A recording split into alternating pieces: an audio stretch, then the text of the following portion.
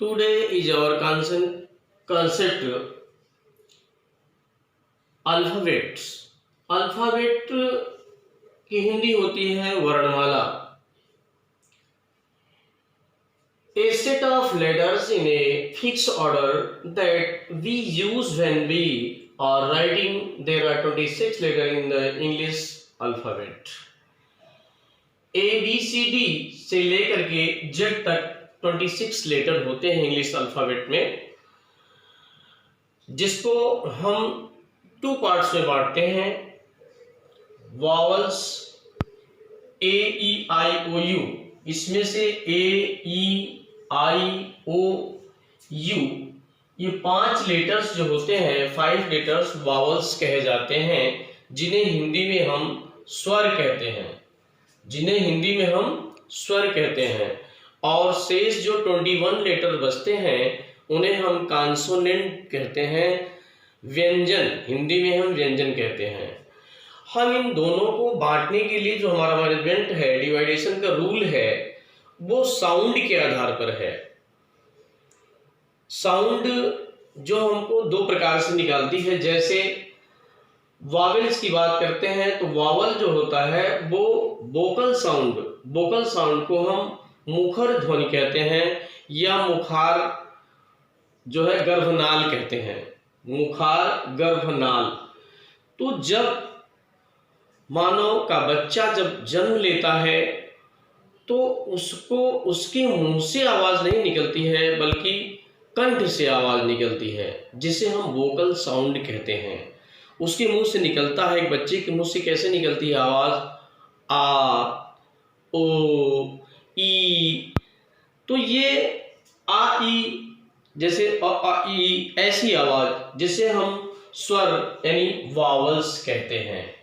तो जो कंठ से निकली हुई आवाज है उसे हम वोकल साउंड की कहते हैं, अर्थात वावल्स कहते हैं। ए ई आई ओ यू। शेष जो होता है, जो लेटर्स हैं अल्फाबेट में, वो कॉन्सोनेंट साउंड कहलाते हैं। जैसे अब ये तो चूंकि इंग्लिश का जो डेवलपमेंट है आज दिनों दिन बढ़िया अच्छा खासा डेवलपमेंट हो रहा है। आज से 20-25 साल पहले देखा जाए तो इंग्लिश का डेवलपमेंट इतना नहीं था आज की तरह। सिर्फ हम क्या करते थे कि ए और एन आर्टिकल्स का यूज करने के लिए हम अल्फाबेट को जानते थे, वावल कॉन्सोनेंट को। जैसे कि कहाँ हम ए का यूज करेंगे और कहाँ एन का यूज करेंगे। जैसे जो एप्पल्स ये है वावल्स हैं, वावल्स के पहले हम एन शब्द का यूज करेंगे, एन लेटर का यूज करेंगे। जैसे यहाँ हमने कुछ दिया है एप्पल से पहले एन का प्रयोग। अम्ब्रेला, अ से आवाज निकल रही है, जैसे एप्पल का निकल रही है आवाज, हम किसी का सहारा ले नहीं रहे हैं। जैसे कॉन्सोनेंट साउंड जो होता है वो 4 चीजों का सहारा होता है, जैसे लिप, टीथ, गम्स, टंग। ये इन सब चीजों का सहारा लेने से, माउथ, बॉडी, इनका सहारा लेने से जो साउंड निकलती है उसे हम कॉन्सोनेंट कहते हैं। तो अब ये वावल में जो है हम देख रहे हैं an apple, an umbrella, elephant, कोई, ये सब कंठ द्वारा निकली हुई आवाज है। एन आउल, लेकिन यहाँ अब एच से ये एन आउल के बाद एन आवर मैंने लिखा है, तो ये आवर जो है एच से शुरू हो रहा है।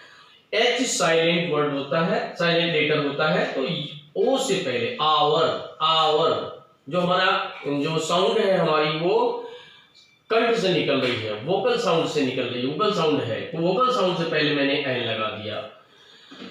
अब कॉन्सोनेंट में ए का प्रयोग किया जाता है इससे पहले। टोटल कितने होते हैं? 21 लेटर्स होते हैं। इनका प्रयोग हमेशा कॉन्सोनेंट से पहले ए का ही प्रयोग किया जाता था। A man, A woman, A school, A chart, a boy, a girl, सब जगह जो है ए का प्रयोग किया जाएगा। इसके साथ ही सेमी वावल होता है, ये W और Y दो लेटर हैं जो सेमी वावल कहा जाता है। किसके आधार पर? ओनली साउंड के आधार पर। अगर देखा जाए W, तो W से जैसे वर्ड शुरू होता है, जैसे वार,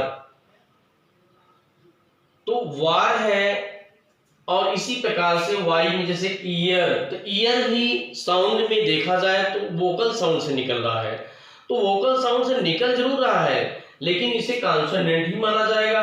जैसे यू से वर्ड लेटर शुरू हो रहा है, तो इसे हम वॉवेल नहीं मानेंगे।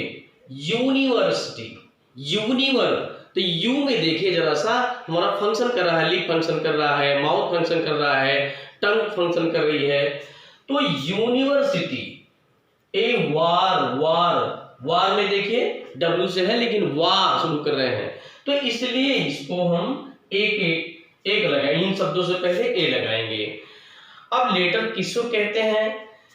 लेटर में हिंदी में हम वर्ण या अक्षर कहते हैं। अल्फाबेट के अलग अलग लेटर को हम वर्ण या अक्षर कहते हैं, और इन्हीं लेटर के समूह को हम वर्णमाला कहते हैं।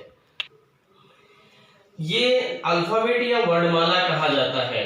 अब ये मैं पुनः उस पर आपको उस कॉन्सेप्ट पर ले जाता हूं जो हमारा कॉन्सेप्ट है, मेन कॉन्सेप्ट है, वावल्स को कैसे हम प्रोनाउंसिएट करते हैं और कॉन्सोनेंट को कैसे हम प्रोनाउंसिएट करते हैं।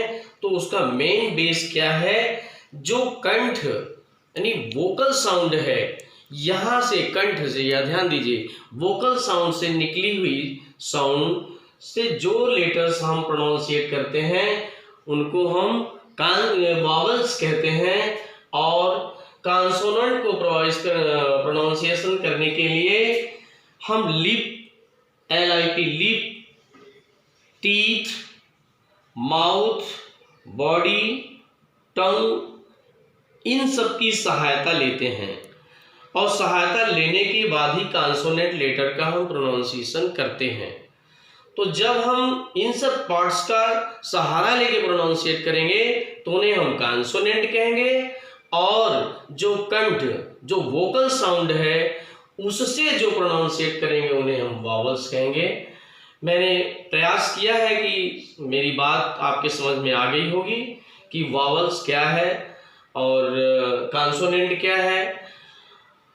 इसके अलावा इन्हीं लेटर्स को हम सार्थक मेल करते हैं, मिलाते हैं। जैसे थोड़ी देर के लिए देखा जाए, ये राम शब्द है, हिंदी को रा करिए और म करिए, तो इसका प्रोनाउंसिएट हम कर लेते हैं राम, लेकिन अंग्रेजी में R और M मिलाने से नहीं बनेगा।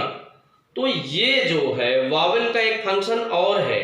वावेल का दूसरा फंक्शन क्या है? जब तक ये हम कॉन्सोनेंट को जोड़ने के लिए इसका यूज करते हैं, कॉन्सोनेंट को जोड़ने का यूज, जैसे RAM, राम बन गया, तो हिंदी में तो चल जाता है, लेकिन इंग्लिश में कॉन्सोनेंट को जोड़ने के लिए वावेल का भी यूज करते हैं। तो ये रही इसका रूल्स।